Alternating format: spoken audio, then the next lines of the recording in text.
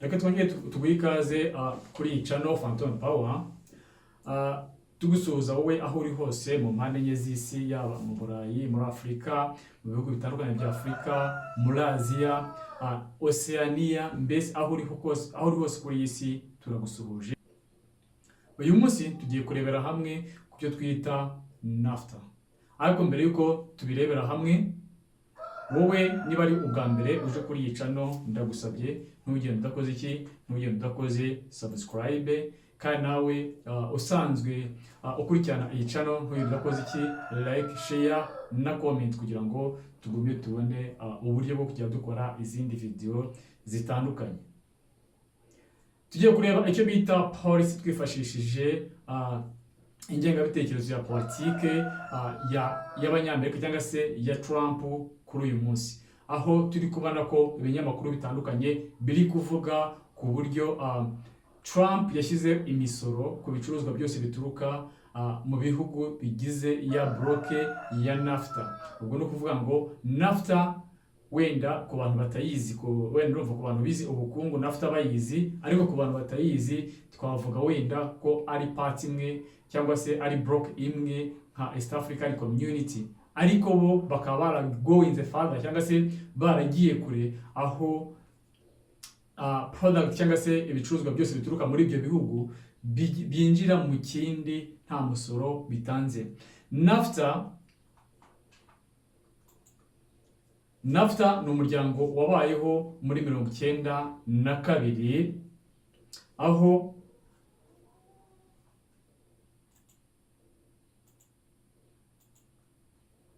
NAFTA ni umuryango waba muri 1992 wabayeho kugira ngo ufacilitating ubucuruzi cyangwa se woroshye ubucuruzi hagati y'ibihugu bitatu, ari byo Mexique, Amerika na Canada, aho bavugaga ko nk'uko ijambo rivuga ngo North American Free Trade Area, bivuze ko umusoro wose cyangwa se ibicuruzwa byose biva muri ibyo bihugu biva mu gihugu kimwe byinjira mu kindi muri uwo muryango bitagombaga cyangwa se byari bikuriweho umusoro. Iyi NAFTA yabayeho muri 1992, ariko umusoro uba lifted cyangwa se imisoro iba lifted kuri product ziva muri ibyo bihugu zinjira mu kindi muri 1994. Ibyo icyo bivuze mu bukungu ni iki? Ni ukuvuga ngo kugira ngo habayeho facilitating cyangwa se kugira ngo hihutishwe cyangwa se horoshywe urujya n'uruza rw'ubucuruzi hagati y'ibyo bihugu. Uyu munsi wa none ndetse ni projet Trump yari yatangiye muri manda ye ya mbere, ariko manda ye ya mbere irangiye, iya kabiri ntiyamuhira, bituma avaho atayishyize mu bikorwa. Ariko agiye kugira amahirwe cyangwa se kuri iyi manda arongera arayitsinda, nicyo kintu yahise aheraho bwa mbere. Reka twibukiranye slogan ya Trump cyangwa se ingengabitekerezo ya Trump muri politike ye. Aravuga ngo to make America great again. Ni ukuvuga ngo Amerika ibe igihangange nanone, cyangwa se dutume Amerika yacu iba igihangange nanone. Kubera iki ashaka gusenya iyo block? Mwibuke muri manda ya mbere yavugaga ko agomba kugabanya ubushomeri muri Amerika, kubera ko nubwo ari igihugu giteye imbere, wumva ko habaho aba homeless benshi. Ni ukuvuga aba homeless ni abantu barara ku mihanda badafite aho baba. Bivuze ko n'abanyagihugu ba Amerika cyangwa se n'abaturage b'igihugu cya Amerika harimo ababakene cyangwa se badafite n'utuzi. Niho yashyize politike ye mu kugabanya migration cyangwa se abimukira bava mu bihugu bitandukanye, cyane cyane Afurika no muri Aziya. Muribuka ko yari yashyize ingabo nyinshi kuri border cyangwa se ku mupaka ahana imbibi na Mexique, kubera ko abantu benshi niho banyura. Urumva ni ubutaka bumwe buhura budafite amazi abugabanya, bivuze ko no kuva mu gihugu kimwe winjira mu kindi byoroheraga abibukira. Kuri iyi manda rero, ikintu cya mbere yahise ashyiraho ni uburyo yahise ashyira mu bikorwa gushyiraho umusoro 25% kuri buri gicuruzwa cyose kiva muri Mexique kinjira muri Amerika, cyangwa se kiva muri Canada kinjira hehe, kinjira muri Amerika. Ibyo bisobanuye iki? Ese ibyo bintu, iyo misoro irahindura Amerika igihangange nanone? Nibyo tugiye kurebera hamwe twibaza, cyangwa se dukora ubusesenguzi twifashishije ubukungu. Ese ubundi bizagabanya ubushomeri? Ese ni iki bizafasha muri production cyangwa se muri industries z'abanyamerika zikorera imbere muri Amerika? Ese ni iyihe effect bizagira ku nganda ziri muri Mexique cyangwa se inganda zo muri Canada? Mwibuke ko ubwa mbere yari yashyizeho 25% ku bicuruzwa byose byavaga hehe, byavaga mu Bushinwa. Ni ukuvuga ngo ibicuruzwa byavaga mu Bushinwa byinjira muri Amerika, muri manda ya mbere yari yabishyizeho 25% by'umusoro. Kugeza kuri iyi manda ho yongeyeho 10% by'umusoro ku bicuruzwa byose bituruka hehe, bituruka muri China byinjira muri Amerika.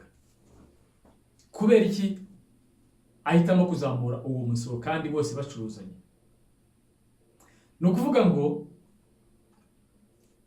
aravuga ati kubera iki tugira icyo bita surplus hagati y'imikoranire y'ubucuruzi bwacu. Ni ukuvuga iki? Ni ukuvuga abanyamerika bagura ibintu byinshi kuva muri Canada, cyangwa se kuva mu Bushinwa, cyangwa se kuva muri Mexique, biruta iby'ibyo bihugu bikura muri Amerika. Bivuze iki? Ubundi icyo twita zero trade cyangwa se balance free, ni ukuvuga ngo trade balance.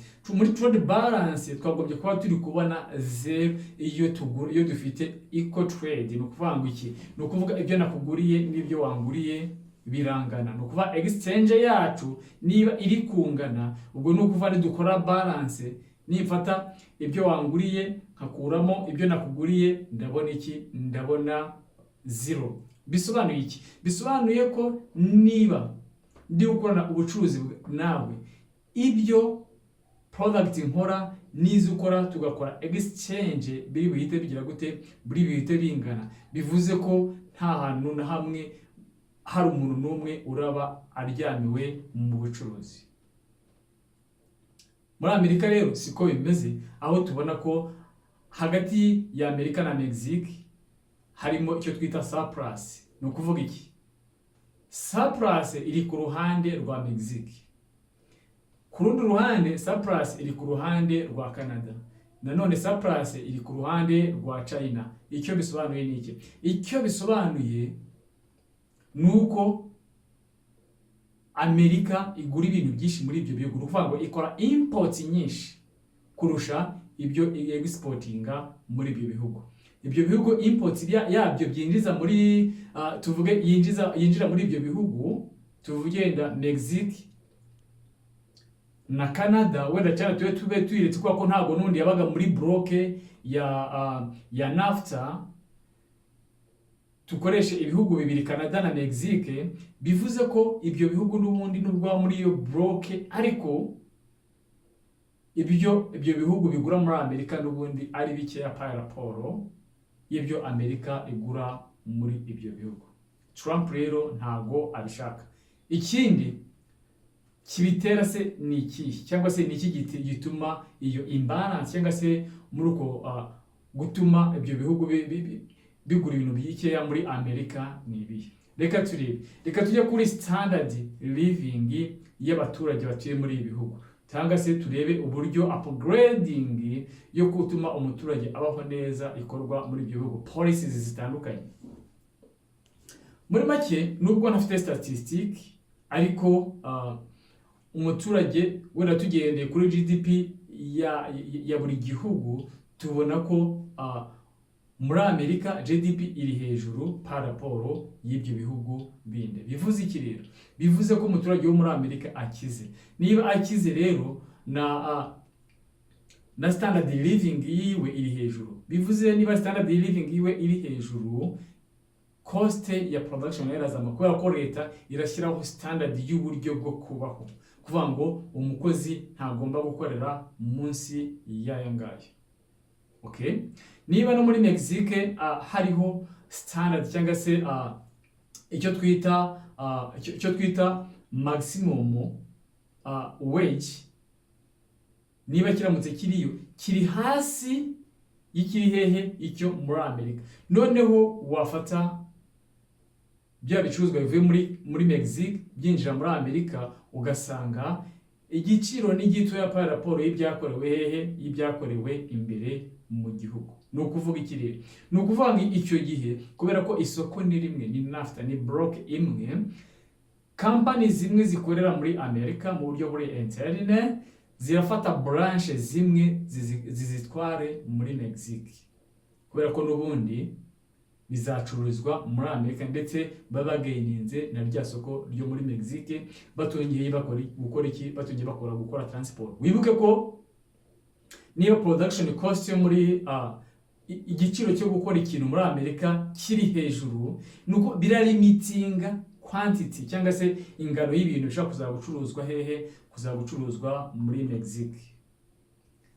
Like the same, niba igiciro cyo gukora ikintu muri Amerika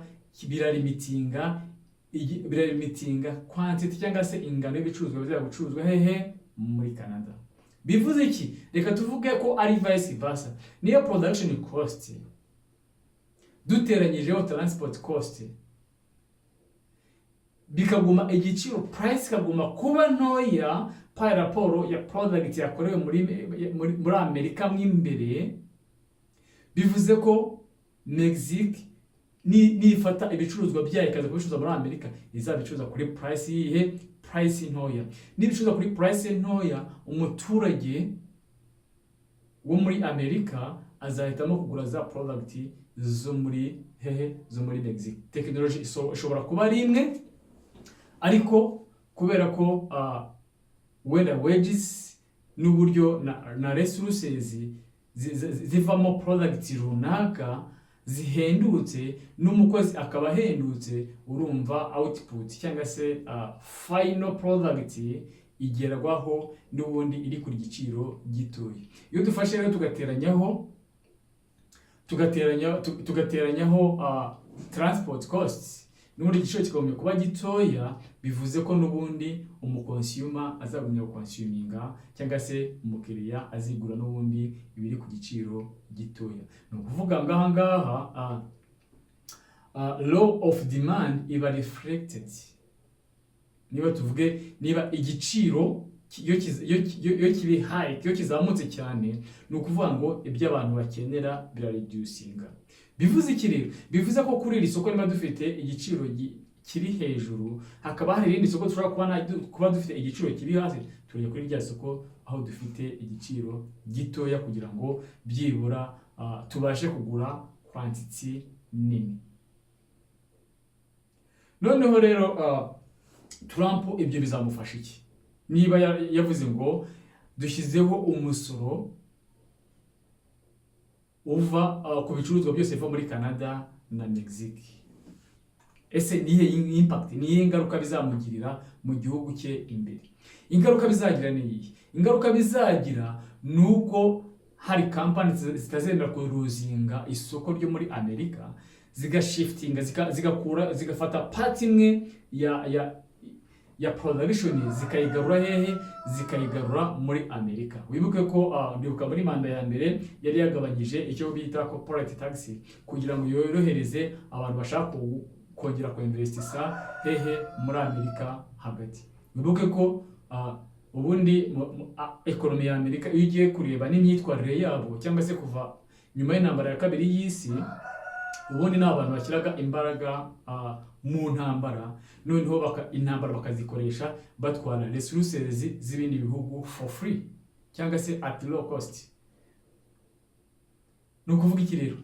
Urabona ko Trump atari byo ari gushyira imbere, kwa ko ungu dufite puissance eshatu ziri guhangana kugira ngo imwe irebe ko ariyo yasigarana imbaraga. Tuvute Abarusiya bigaragaje mu buryo bwa gisirikare, tukagira Abashinwa bigaragaje mu buryo bwa tekinoloji, mu buryo bwa production, muri kuvuga in holistic economy, cyangwa se mu bukungu mu buryo buri generali. Abashinwa barigaragaje ku buryo abanyamerika batabaye maso bashobora gushiduka n'ubundi batagifite ijambo kuri uyu mugabane cyangwa se kuri uyu mubumbe, kubera ko ijambo rya mbere ni ubukungu. Nuko bane ibihugu bya Afurika dusuzugurwa nuko tutigeze twubaka ubukungu bwacu, ahubwo twubatse ubushobozi bwacu bw'imibereho mu kuvuga ngo Amerika turi inshuti, abanyaburayi turi inshuti, ubu noneho bagiye kujya badutera iki? Badutera inkunga. Come on.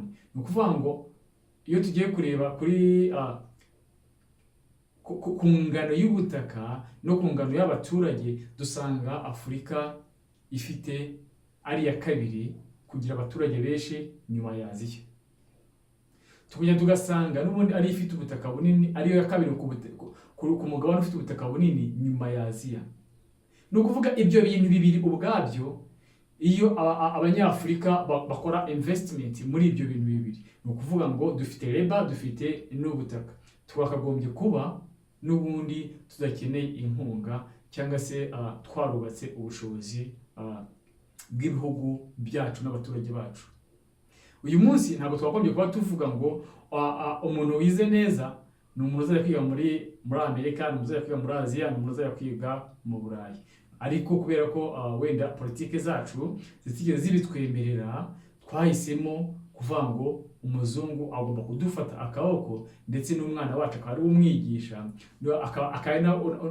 unaduha n'uburenganzira bwo gukora ubushakashatsi. Siyanse ye akaba ariyo dukonsuminga, kuko urabona icyo twita iterambere uyu munsi, cyangwa se wenda kuvuga ngo tekinoloji ngiki ntabwo ari ibyacu. Ni ukuvuga nta nubwo ari tekinoloji tuba dufite, ahubwo twe turaba consumer ba tekinoloji.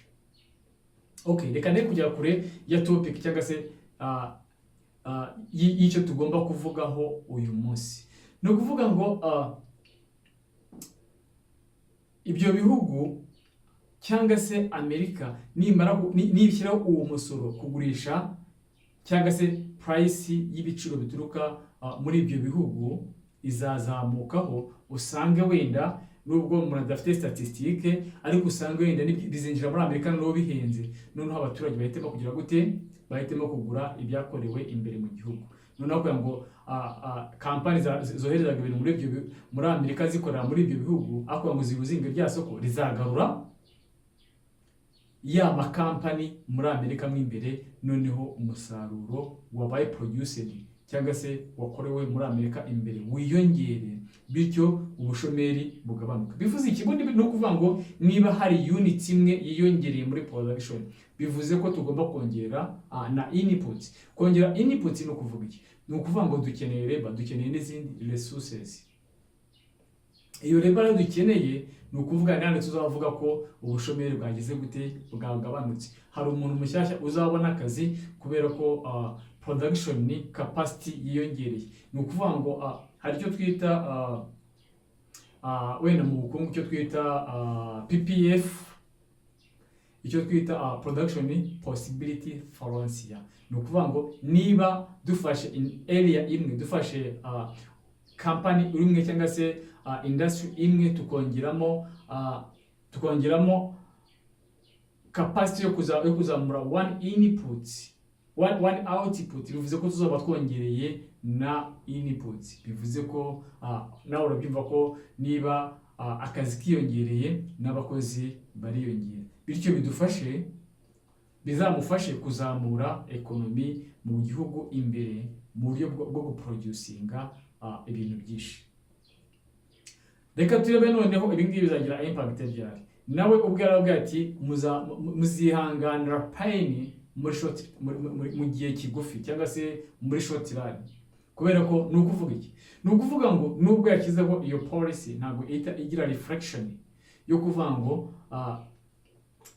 ba bantu ibicuruzwa bituruka mu Mexico cyangwa se Canada birahita bigabanuka cyangwa se bihagarara. Abantu bazafacinga ya pain yo kwishyura noneho high price kuri bya bicuruzwa byaturutse muri bya bihugu, kubera ko n'ubundi urumva haziyongeraho ya taxi, kandi iyo taxi yishyurwa n'iki? Yishyurwa n'umukonsuma, nta wundi muntu yishyura. Ni ukuvuga ngewe niba nje kugura ikintu leta ikaba yashyizeho imisoro runaka, ni ngewe uzishyura ya misoro. Ubwo ni ukuvuga ni ngewe ufacinga cyangwa se ni ngewe uhura n'ingaruka cyangwa se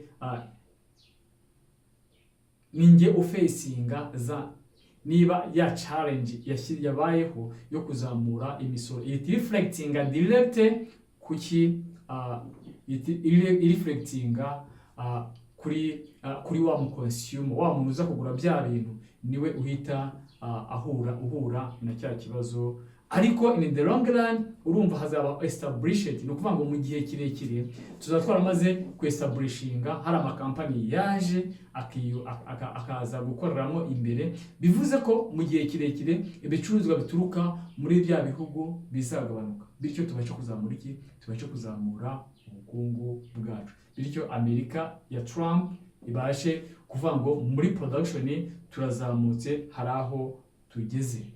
Reka dushimire buri wese warebye ino video. Nongere mwibutse, niba ari ubwa mbere uje kuri iyi channel, ntugende udakoze iki? Subscribe, share, like na comment. Ariko niba usanzwe warakoze subscribe, ntihongere kuyikora, kuko tubona ko hari abantu bakora subscribe inshuro ebyiri ugasanga ahubwo bazikuyeho. Ikiza rero, niba ari ubwa mbere kora subscribe, ukore share na comment. Kandi nawe niba usanzwe uri umukunzi wacu, ongera ukora share na like, noneho uduhe n'ibitekerezo kuri iyi topic yacu, ndetse utubwire n'icyo twavugaho ubutaha. Noneho uyu munsi tuvuze kuri part imwe, tuvuze n'iki bizafasha Amerika mu gushyiraho imisoro ku bicuruzwa bituruka mu bihugu basangiye bloc. Ni ukuvuga ngo NAFTA, aho ibicuruzwa byavaga mu Mexique bikinjira muri Amerika ku buntu, ariko uyu munsi bikaba bigiye kwinjira kuri cost twita tax. Ubutaha tuzareba uburyo noneho Amerika na uburyo Mexique na Canada bariyagitinze, cyangwa se uburyo basubije kino cyemezo cya Trump n'ingaruka nanone bizagira. Caca, stay tuned, turi kumwe.